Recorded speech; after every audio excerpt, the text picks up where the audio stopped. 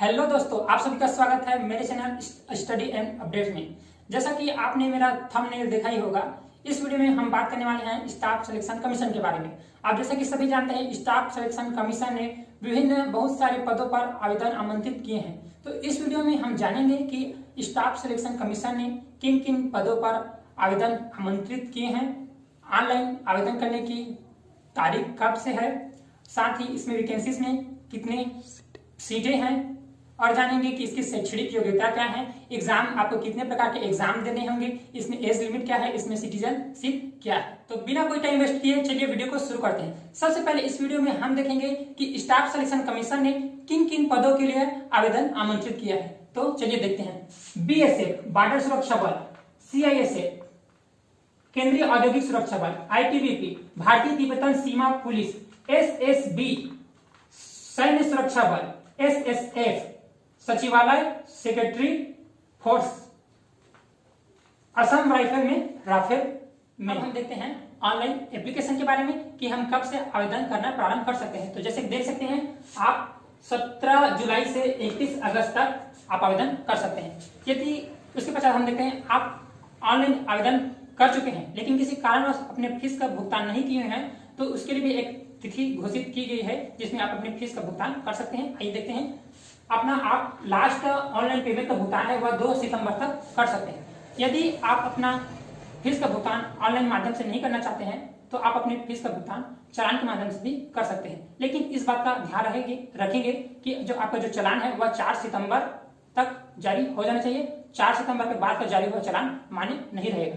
उसके बाद हम देखते हैं कि आप अपना चालान द्वारा जो फीस पेमेंट करने की जो अंतिम तिथि है उसके बारे में देखते हैं, वह है 7 सितंबर। आप 7 सितंबर तक चालान द्वारा अंतिम फीस का भुगतान कर सकते हैं।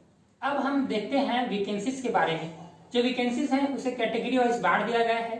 तो इसमें हम देखेंगे कि जो वैकेंसीज हैं वो कैटेगरी वाइज कितने कितने पद है वैकेंसीज में, उसको देखते हैं। तो आप जैसे कि आप देख सकते हैं, बीएसएफ के लिए एससी में टोटल 1026 पोस्ट है। बीएसएफ के लिए एसटी कैटेगरी में 603 है।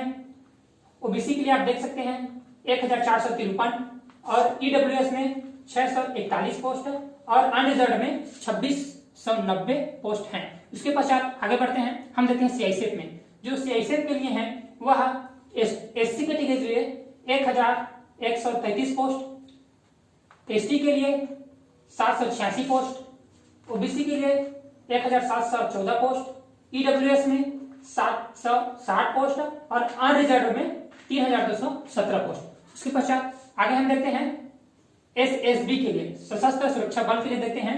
इसमें एससी के लिए है टोटल 604 पोस्ट, एसटी कैटेगरी के लिए है 314, ओबीसी के लिए है 892 और ईडब्ल्यूएस में है 380 और अनरिजर्व में है 1616 पोस्ट। उसके पश्चात हम देखते हैं आईटीबीपी में एससी कैटेगरी के लिए है टोटल 177 पोस्ट, एसटी के लिए है 121 पोस्ट, ओबीसी के लिए है 250 पोस्ट और ईडब्ल्यूएस में 95 पोस्ट और अनरिजर्व में है 563 सीटें। उसके पश्चात आगे बढ़ते हैं। असम राइफल में देखते हैं। असम राइफल में एससी कैटेगरी के लिए है टोटल 391 सीटें। उसके पश्चात हम देखते हैं एसटी में 508 और ओबीसी में देखते हैं 615, ईडब्ल्यूएस कैटेगरी में है 317 और अनरिजर्व में है 1354। उसके पश्चात देखते हैं एसएसएफ के लिए। इसमें एसटी कैटेगरी के लिए है 28 सीटें और एसटी कैटेगरी के लिए 14 सीटें, ओबीसी कैटेगरी के लिए है 49 सीटें, ईडब्ल्यूएस के लिए है 19 सीटें और अनरिजर्व में है 84 सीटें। अब हम बात करते हैं फीमेल वैकेंसीज के बारे में। इससे पहले हम जो बताए थे वह मेल वैकेंसीज के लिए था। अब हम देखते हैं फीमेल वैकेंसीज में जो सीटें हैं उसको कैटेगरी वाइज बांट दी गई है। तो आप अभी देखते हैं कि कितने कितने सीटें इसमें आवंटित की गई हैं। तो चलिए देखते हैं। सबसे पहले बीएसएफ में आप देख सकते हैं, मैंने ऊपर में सबसे पहले कैटेगरी लिख दिया है, इधर पोस्ट के नाम को लिख दिए हैं। अब देखते हैं बीएसएफ के लिए एससी में 176 पोस्ट हैं, एसटी कैटेगरी के लिए 110, ओबीसी के लिए 255, ईडब्ल्यूएस कैटेगरी के लिए 113 और अनरिजर्व में है 478 सीटें। उसके बाद हम देखते हैं सीआईएसएफ में देखते हैं एससी कैटेगरी के लिए 128, एसटी कैटेगरी के लिए 86, ओबीसी कैटेगरी के लिए 193 और ईडब्ल्यूएस में 88 और अनरिजर्व में है 359 सीटें। उसके पश्चात हम देखते हैं आगे एसएसबी में। उसके लिए एसएसबी में है जो सीटें खाली हैं, मतलब सीटें हैं ही नहीं, तो इसके लिए मैं 00 लिख दिया हूं। आगे चलते हैं आईटीबीपी में। आईटीबीपी में एससी कैटेगरी के 28 सीटें हैं और एसटी कैटेगरी के लिए 20 सीटें और ओबीसी के लिए 42 सीटें, ईडब्ल्यूएस में 8 सीटें और अनरिजर्व में 117 सीटें। उसके पश्चात चलते हैं असम राइफल में। असम राइफल में है एससी कैटेगरी के लिए 71 सीटें, देख सकते हैं। उसके बाद आता है एसटी कैटेगरी के लिए 99 सीट और ओबीसी के लिए 155, ईडब्ल्यूएस में 60 सीटें हैं और अनरिजर्व में है 255 सीटें। उसके पश्चात आगे बढ़ते हैं एसएसएफ में। उसके लिए एससी कैटेगरी में है 7 सीटें और एसटी में है 3 सीटें, ओबीसी में है 11 और ईडब्ल्यूएस में 4 सीट और अनरिजर्व में है 21 सीट। अब हम बात करते हैं शैक्षणिक योग्यता, आयु सीमा एवं सिटीजनशिप के बारे में। तो चलिए सबसे पहले देखते हैं शैक्षणिक योग्यता कि आपको इस फॉर्म में फिलअप करने के लिए क्या क्या योग्यता होनी चाहिए। जैसा कि आप देख सकते हैं इस फॉर्म को फिलअप करने के पास आपको 10th पास होना अनिवार्य है किसी भी मान्यता प्राप्त विद्यालय से। उसके पश्चात देखते हैं आयु सीमा के बारे में। तो आयु सीमा इसमें रखी गई है वो है 18 से 23 वर्ष, लेकिन यह कहा गया है कि जो आपका जो जन्म है वह 2/8/1998 के पहले वह 1/8/2003 के बाद का जन्म नहीं होना चाहिए। उसके पश्चात हम देखते हैं सिटीजनशिप के बारे में। इस फॉर्म को फिलअप करने के लिए आपको भारतीय होना अनिवार्य है, अर्थात आपको भारत का मूल निवासी होना अनिवार्य है। अब हम बात करते हैं एग्जाम के बारे में कि आपको इसमें कितना एग्जाम देना होगा। तो जैसे आप देख सकते हैं आपको इसमें 3 एग्जाम से होकर गुजरना पड़ेगा। तो पहला एग्जाम होगा वह कंप्यूटर आधारित होगा, अर्थात आपका एग्जाम कंप्यूटर में होगा जिसमें आपको क्वेश्चंस पूछे जाएंगे। इसके बारे में हम भी डिटेल में बात करेंगे। नीचे आते हैं, उसके पश्चात आपका शारीरिक दक्षता होगा। शारीरिक दक्षता में आपको कुछ दौड़ लगाना होगा, जिसमें कितना दौड़ लगाना है यह निर्धारित किया हुआ है, मैं आपको डिटेल में अभी बताऊंगा। उसके पश्चात आप देखेंगे शारीरिक मापदंड। शारीरिक मापदंड में आपका चेस्ट देखा जाएगा, आपकी हाइट देखी जाएगी। उसके पश्चात आपका चिकित्सीय टेस्ट होगा। उसके पश्चात आपका डॉक्यूमेंट वेरिफिकेशन होगा। चलिए अब हम देखते हैं कंप्यूटर आधारित परीक्षा पर। जैसा कि आप देख सकते हैं जो कंप्यूटर आधारित परीक्षा है इसमें आपको 4 सब्जेक्ट दिए गए हैं।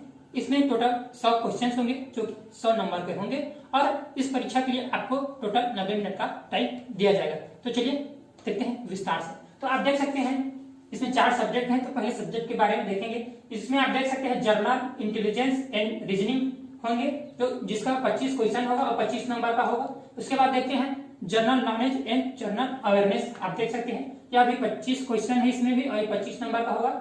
आप देख सकते हैं प्रारंभिक मैथ्स यानी एलिमेंट्री मैथ्स होगा जो 25 क्वेश्चन हैं और 25 नंबर है। उसके बाद आप देख सकते हैं हिंदी एवं इंग्लिश से 25 क्वेश्चन आएंगे जो कि 25 नंबर का है। मैंने पहले बता दिया है, इसमें आपको 90 मिनट का टाइम दिया जाएगा।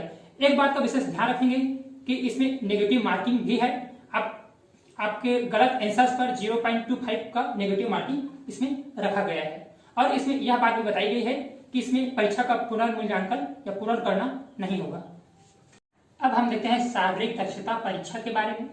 जैसा कि आप देख सकते हैं शारीरिक दक्षता परीक्षा में दौड़ का प्रावधान रखा गया है, जिसे मेल के लिए अलग और फीमेल के लिए अलग आयोजन किया जा सकता है। आप देख सकते हैं दौड़ को 2 फेज में बांट दिया गया है। तो चलिए देखते हैं मेल के बारे में, जिसमें क्या क्राइटेरिया रखी गई है।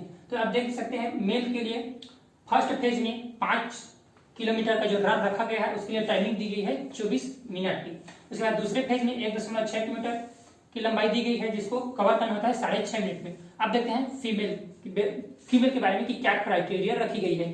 तो जैसा कि आप देख सकते हैं फर्स्ट फेज में फीमेल के लिए 1.6 किलोमीटर की जो लंबाई दी गई है जिसे कवर करना होता है 8.5 मिनट में। उसके बाद दूसरे फेज में 800 मीटर जो लंबाई है वह दी गई है जिसे कवर करना होता है 4 मिनट में।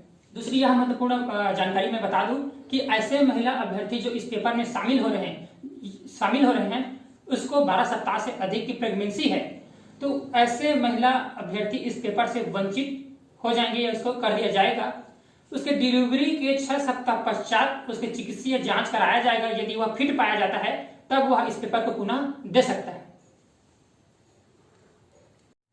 अब देखते हैं शारीरिक मापदंड परीक्षा के बारे में। शारीरिक परीक्षा मापदंड में ऊंचाई और सीना अर्थात चेस्ट का मेजरमेंट या मापन होता है। इसमें एक कुछ निश्चित क्राइटेरिया कर दी जाती है।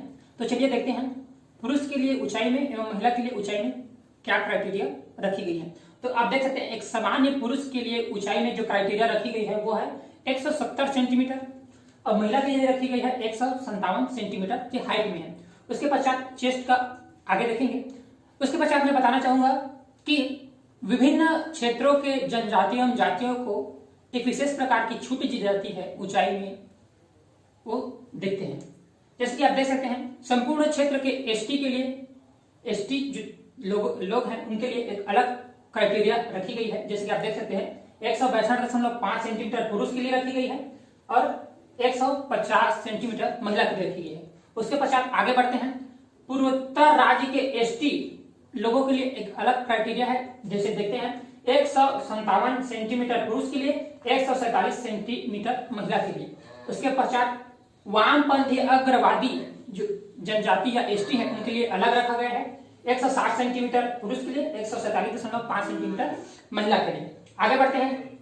गढ़वाली, कुमाऊनी, डोगरा, मराठा, असम, हिमाचल प्रदेश, जम्मू कश्मीर, इन क्षेत्रों को लोगों के लिए एक अलग क्राइटेरिया रखी गई है। वह देखते हैं 165 सेंटीमीटर पुरुष के लिए ऊंचाई में, 155 सेंटीमीटर महिला के लिए ऊंचाई में रखी गई है। उसके पश्चात आगे बढ़ते हैं। अरुणाचल प्रदेश, मणिपुर, मेघालय, मिजोरम, नागालैंड, सिक्किम, इस क्षेत्र के लोगों के लिए एक अलग क्राइटेरिया रखी गई है ऊंचाई में। वो देखते हैं वो है पुरुष के लिए है 162.5 और महिला के लिए है 152.5 सेंटीमीटर।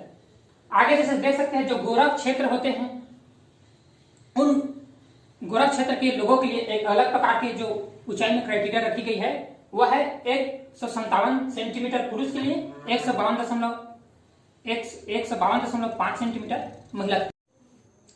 अब देखते हैं हम चेस्ट के बारे में।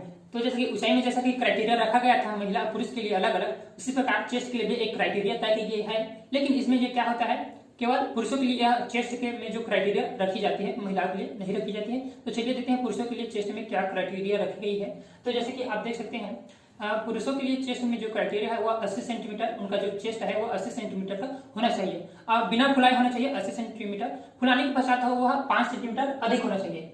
उसके पश्चात आगे बात करते हैं। कुछ विशेष प्रकार के क्षेत्रों के लोगों को, जनजातियों को, उसके लिए अलग क्राइटेरिया रखी जाती है। जैसा कि हम देख सकते हैं एसटी कैटेगरी के लोगों के लिए जो चेस्ट के जो क्राइटेरिया रखी गई है पुरुषों के लिए वह है 76 सेंटीमीटर बिना फुलाए, फुलाने के पश्चात 5 सेंटीमीटर अधिक। उसके बाद आगे देखते हैं वामपंथी अग्रवादी प्रभावित क्षेत्र के एसटी, गढ़वाली, कुमाऊनी, डोगरा, मराठा, असम, हिमाचल प्रदेश एवं जम्मू कश्मीर, इस राज्यों के जो पुरुष होते हैं उसके लिए एक अलग क्राइटेरिया रखी गई है। वह है 78 सेंटीमीटर बिना फुलाए और 5 सेंटीमीटर फुलाने के पश्चात अधिक। उसके बाद देखते हैं गोरख क्षेत्र के जो पुरुष लोग हैं उसके लिए होता है क्राइटेरिया 77 सेंटीमीटर बिना फुलाए, फुलाने के पश्चात 5 सेंटीमीटर अधिक। उसके पश्चात बात करते हैं वजन के बारे में। जो वजन है वह व्यक्ति के ऊंचाई, उसके आयु, उसके स्वास्थ्य के अनुसार भिन्न भिन्न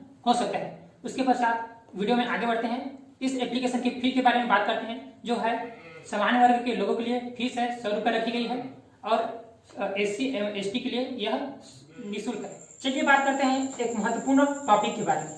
जी हाँ, यदि आपके पास एनसीसी प्रमाण पत्र है तो आप इस परीक्षा में बोनस अंक प्राप्त कर सकते हैं। तो चलिए इसके बारे में हम विस्तार से जानते हैं।